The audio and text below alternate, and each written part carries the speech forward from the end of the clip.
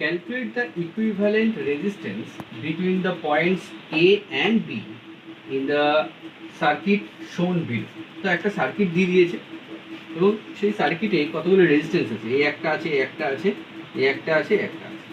তো আমাদের বলছে যে এ আর বি এই দুটো পয়েন্টের মধ্যে ইকুইভ্যালেন্ট যে রেজিস্ট্যান্স আছে ওটা কত হবে, কী করে দেখতে হবে?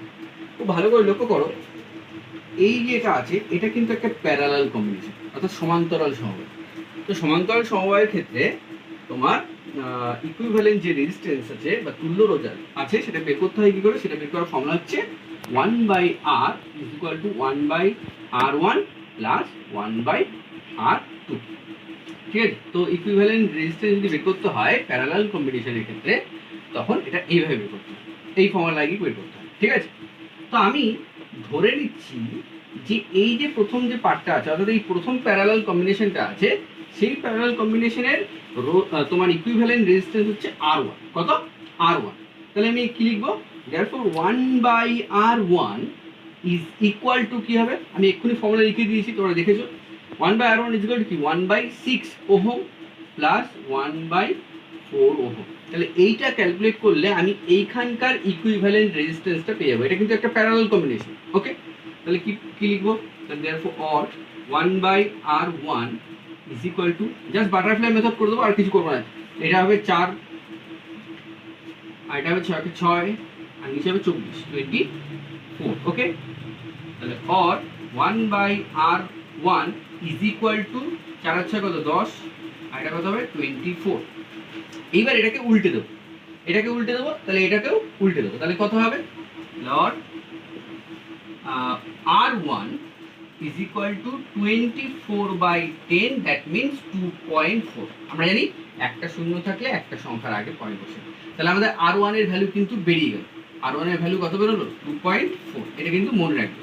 এটা হচ্ছে এইখানে যে প্যারালাল কম্বিনেশনটা আছে তার ইকুইভ্যালেন্ট রেজিস্ট্যান্স হচ্ছে এইটা। আমি এটাকে পাশে লিখে রাখছি, R1 is equal to 2.4 এত ওহম। এটা হচ্ছে প্রথম যে প্যারালাল কম্বিনেশন আছে তার রোধ বেরিয়ে গেল। ঠিক আছে?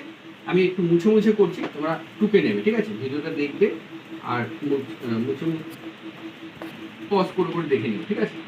আচ্ছা, আমি তাহলে প্রথম যে প্যারালাল কম্বিনেশনটা আছে তার রোধ ধরেছিলাম R1। এবার পরে যে প্যারালাল কম্বিনেশনটা আছে তার রোধ আমি ধরে নিচ্ছি, তার ইকুইভ্যালেন্ট রেজিস্ট্যান্সটা ধরে নিচ্ছি 1/R2। তাহলে therefore আমি কি লিখতে পারি? 1/R2 formula same is equal to 1/R1। R1 এর ভ্যালু কত দেওয়া আছে? মানে ফর্মুলা হচ্ছে 1/R is equal to 1/R1 plus 1/R2 plus 1/R3 এভাবে করতে চলতে থাকে। তো আমি এটার ইকুইভ্যালেন্ট রেজিস্ট্যান্স আমি R2 ধরেছি, তাহলে এটার ক্ষেত্রে প্রথম রোধটা কত আছে? 8। তাহলে 1/R প্লাস পরটা কত হবে? পরটা হবে 1/2। ঠিক আছে? আমি কোনো রকম মাথা খাটাচ্ছি না, জাস্ট বাটারফ্লাই ইউজ করছি। বাটারফ্লাই নিয়ম কি? এটা গুণ করে দাও 16, এটার সাথে একে গুণ করে দাও 2, এটার সাথে একে গুণ করে দাও কত? 8। তাহলে কত আসছে? 10/16। ঠিক আছে? আচ্ছা, এটা কি বেরোলো? এটা বেরোলো 1/R2। এটাকে উল্টে দিন, তাহলে 1/R2 যদি আমি উল্টে দিই তাহলে কি হবে? R2/1 হবে। or R2/1 লেখার দরকার নেই, তাহলে এটা হচ্ছে 16/10। তাহলে আলটিমেটলি কত আসছে? 1.6। ওকে, তাহলে আমাদের R2 কত বেরোলো? R2 বেরোলো হচ্ছে 1.6 ওহম। তাহলে আমি দেখতে পারলাম যে এই যে প্যারালাল কম্বিনেশনটা আছে তার যে ইকুইভ্যালেন্ট রেজিস্ট্যান্স আছে সেটা বেরোলো 2.4 ওহম, এবং পাশে যে প্যারালাল কম্বিনেশনটা আছে তারও যে ইকুইভ্যালেন্ট রেজিস্ট্যান্স আছে সেটা কত বেরোলো? 1.6। এইবার খুব ভালো করে লক্ষ্য করো, এইটা এ point,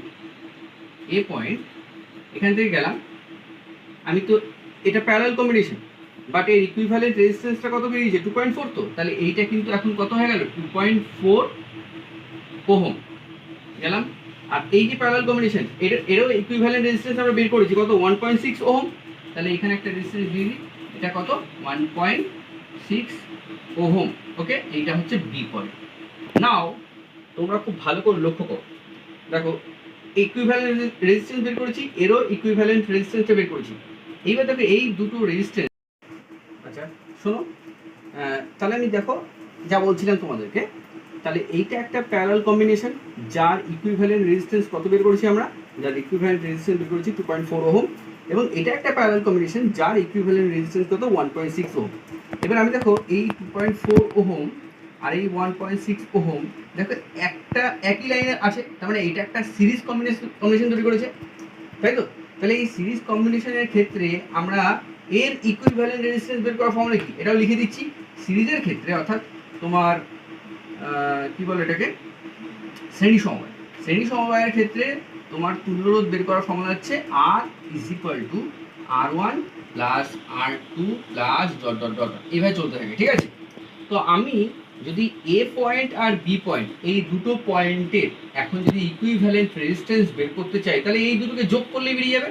therefore equivalent resistance between the points A and B is equal to কত, 2.4 প্লাস 1.6, তাহলে এটা আলটিমেটলি যোগ করলে কত আসবে, 4 ওহম, ঠিক আছে? সো তাহলে দেখো পুরো অঙ্কটা বোঝা গেছে। আমি প্রথমে এটাকে প্যারালাল কম্বিনেশন ধরে এর ইকুইভ্যালেন্ট রেজিস্ট্যান্স বের করেছি, এরও প্যারালাল কম্বিনেশন ধরেছি, ধরে এই প্যারালাল কম্বিনেশনের ক্ষেত্রে ইকুইভ্যালেন্ট রেজিস্ট্যান্স বের করেছি। এই দুটো ইকুইভ্যালেন্ট রেজিস্ট্যান্স কি করছে, একটা সিরিজ কম্বিনেশন করছে, আর সিরিজ কম্বিনেশনের ক্ষেত্রে ইকুইভ্যালেন্ট রেজিস্ট্যান্স বের করার ফর্মুলা কি, R1 R equal to R1 plus R2। তাহলে এটা আর এটা যোগ করলে আমরা এ পয়েন্ট আর বি পয়েন্টের মধ্যে যে ইকুইভ্যালেন্ট রেজিস্ট্যান্স আছে সেটা বেরিয়ে যাবে, ঠিক আছে? তো ভালো একটা অঙ্ক অবশ্যই প্র্যাকটিস করো, ঠিক আছে? এর উত্তর হচ্ছে 4 ওহম, ঠিক আছে? চলো।